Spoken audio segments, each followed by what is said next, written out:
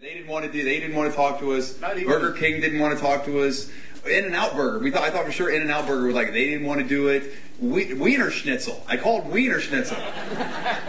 Wiener Schnitzel's got so much going on that they couldn't do the greatest movie ever sold. I just thought McDonald's would have done it as a Morgan Spurlock. Right. Yeah. I mean, for me, the fact that we were able to pull off this film pull off this whole idea, this concept behind a documentary. You know, as I said, we wanted to make like the Iron Man of documentaries. We wanted to create this like 360-degree marketing experience around a doc. You know, to see if it would help influence, you know, audience help, to see if it would like drum up the same type of excitement around a movie, to see if it would like start the same type of dialogue, but maybe on a different level because of what this film is. Ultimately, we're having people pay to make a movie that dissects and rips apart the world of product placement and advertising. And so, I mean, what happens after you see the film? Like when you, and this film will affect you. When you leave here today, you will be thinking about Palm. You'll talk about JetBlue. You will definitely be talking about Mane and Tail. It will happen. It's going to happen. It's interesting. This whole film is an incredible experiment, I think, when it comes to documentary films, independent films.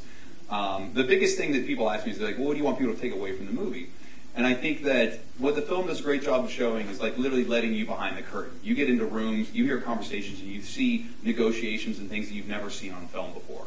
It makes you look at this whole world a little differently, and you won't look at film and television the same way. You will dissect it and see things that you've never seen before. You will recognize, you know, the presence of marketing and advertising in your everyday life like you never have before. And one of the most important things that I think said in the film was a conversation that I had with Janet Delpinal, who is the woman who's selling advertisements within school districts, where now this is happening all across the country as school budgets are being slashed, advertising and marketers are making their ways into schools more and more and more. And I said to her, why is this a problem? Why are people having a problem? And she goes, well, because school is sacred. The idea of a place where you can be safe and be a free thinker is a sacred idea. But what the film, I think, really shows you is that we live in a time and a place where nothing is sacred. No place is sacred. And so where do you draw the line? Where do we start to say, here's where it stops? Where will we go that won't be sponsored by someone? It is clearly a genuine concern of yours, though, isn't it? I mean, there is a point. I assume you're afeared of the tipping point of this idea. Yeah. Well, I mean, I feel like that the film, in essence, you know, really does present a great portrait of kind of what's happening in entertainment today and what's happening in our world today. And I think that the satire and the sarcasm isn't lost in that.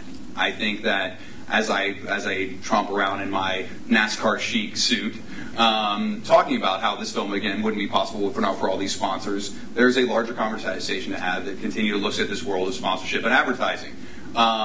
You know, wait till you see what I wear to the Oscars. If in a perfect world that happens, it's going to be the greatest Oscar costume ever. It's a shampoo for horses and people. How do you say no to that? When they say we're in, and you can do that incredibly ludicrous commercial you just pitched to us in the film, absolutely. So yeah. So for me, it wasn't. But here's the interesting thing about Mane and Tail. So all the sponsors, when they wanted to come on the film, they all wanted to have final approval of the movie. To which we said absolutely not. So none of them ended up getting final approval of the film. The concession was, you know, as I pitched in the room, we won't disparage your brand in the film. That won't happen. And you'll get to see the film before it comes out in theatrical release, you know, before it hits theaters. And so then once we got into Sundance, they were like, well, we should see the film. It's about to, you know, play in a theater. And I said, yeah, but that's not the theatrical release. That's just a film festival. Film festivals don't really matter, you know.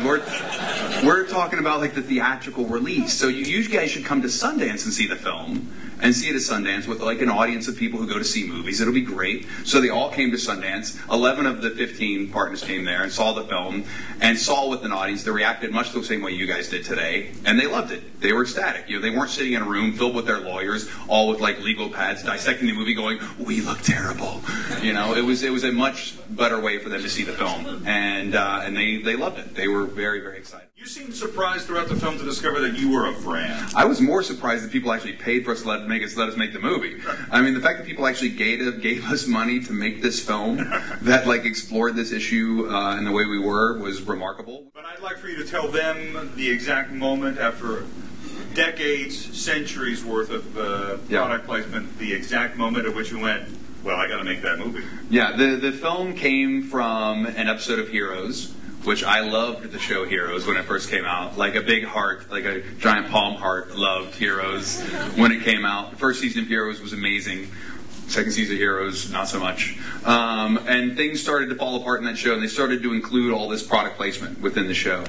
And there was an episode where Hayden Panettiere, cheerleader, comes out of school, and her dad says to her, she goes, "Honey, your mom and I, we're really proud of you." And he puts his arm on his shoulder, and as he does that, he reaches into his pocket. It cuts to the front of the car as the camera dollies past the front of the car, and the Nissan logo goes through the frame. And it cuts back to her as he's holding the keys in front of her face. Close-up of the keys, rack focus to her face as she goes, "Oh, the Rogue, the Nissan Rogue? You're giving me the Rogue? I can't believe it's the Rogue. Oh my God, Dad, the Rogue!" And I was staring at the TV like, wow, that just happened. That really just happened in this show. I can't even believe it. And then later on in the show, she was leaving a party, and she's like, "Let's get out of here, guys. Come on, to the Rogue." And I was flabbergasted. The next day, I went to work, and my producing partner, Jeremy, who he and I co-wrote the film, just like started talking about the show, talking about what we'd seen, talking about all the product placement in movies on television that we'd seen.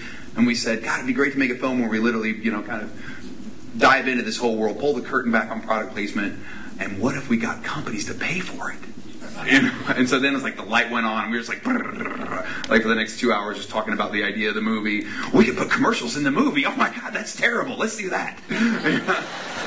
There was somebody who said to me, they said, so you've got these commercials in the film. They're pretty great. What if your legacy now is you're the man who started to put commercials in movies? And I said, don't ever make me think about that. I was like... But, the idea that commercials will actually be in a film, I hope that never happens, apart from the greatest movie ever sold. Yeah, because those are the greatest commercials you ever see in a movie. We have time for a couple more of the greatest questions ever asked. Yes? Parameters? Absolutely not. No, you can't make a film like this and be precious about it. Like literally we said, no, we have to call anybody, as completely offensive or terrible as they may be. I mean, you see, we called cigarette companies. We called every cigarette company to be in the film, and they wouldn't do it. I called BP, because I said, if any company needs like a positive makeover, it's you guys. And you guys could be the greatest gasoline company not to clean up your mess. But it's like... BP wow, it's shocking they didn't go with it. Shocking they didn't do it. No, BP would... We didn't pitch them as that way, but we did say it'd be the greatest thing for you guys, and they didn't want to do it. We called, I grew up in West Virginia. I grew up hunting. They said we called, rifle manufacturers. I was like, come on, Remington. You'll be the greatest rifle ever made. Literally, they wanted nothing to do with the film. We try, because for me, what would be the interesting thing, as you see on the one billboard where it's me standing there at the end of the film, and these billboards which are going up around the country, is when the film comes out and it's me standing there that says "integrity for sale" on the signs. This idea of you're trying to attach yourself to something that changes the image of who you are. And it would have been a much better conversation even to have with someone like a BP or someone who literally has such a crushed image in the public view, where they were seeing, right before this, they had all their green gas stations, and they had all those we're making canola oil into gasoline on commercials on television and all these terrible things. But yeah, it's too bad. You have a follow-up. Well, I have a follow-up answer. It's 72. Next question. No, go ahead. Yes. We tried. They didn't want to do it either. It would be the greatest way not to have teen pregnancies.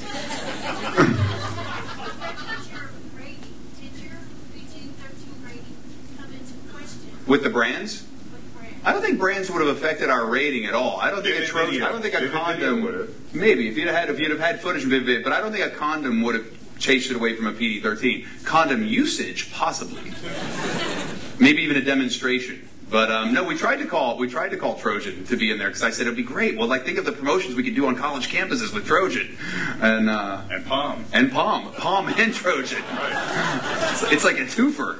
The extra 60%. That's right.